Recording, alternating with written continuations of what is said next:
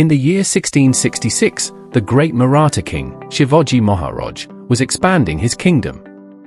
His victories in battles worried the Mughal Emperor Aurangzeb, who ruled most of India.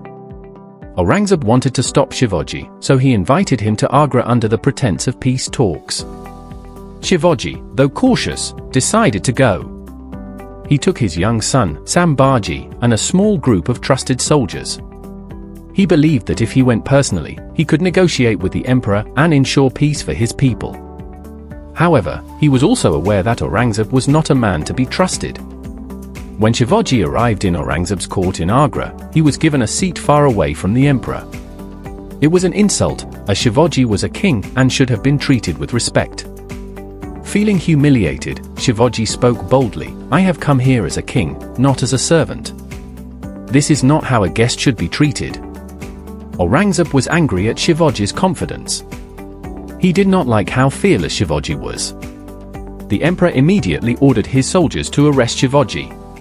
Sambhaji, who was just a young boy, watched as his father was surrounded by Mughal guards. Shivaji and his son were imprisoned in a mansion under heavy guard. The emperor planned to either kill him or send him far away to a Mughal prison, ensuring that the Marathas would never rise again. But Shivaji Maharaj was not an ordinary man. He knew that if he wanted to save his kingdom, he had to escape.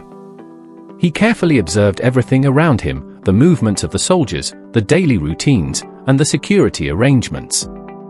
Days passed, and Shivaji started acting sick. He pretended to be weak, telling the guards that he was unwell.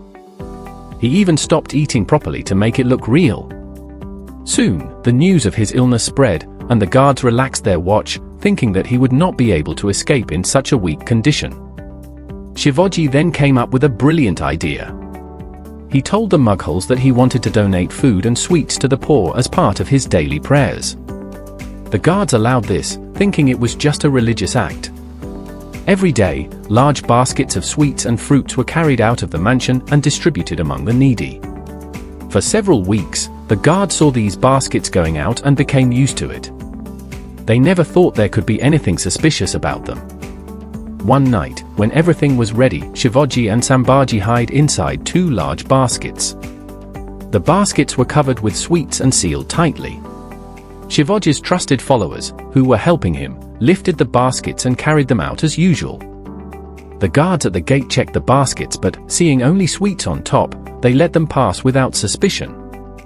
Once the baskets were safely out of the Mughal palace, Shivaji and Sambhaji climbed out and changed into disguise. Shivaji dressed as a holy man, while his son was disguised as a young disciple. They quickly left Agra, traveling through different routes to avoid Mughal soldiers. They traveled on foot, by horse, and even in bullock carts, moving carefully to avoid capture. The journey was dangerous if Mughal spies were everywhere, and if they were caught, they would be executed. After weeks of traveling through forests, hills, and villages, Shivaji finally reached Maharashtra. The news of his escape shocked Aurangzeb.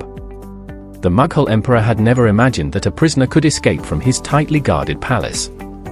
When the Marathas heard about Shivaji's great escape, there was celebration everywhere. People lit lamps, sang songs, and welcomed their king with open arms.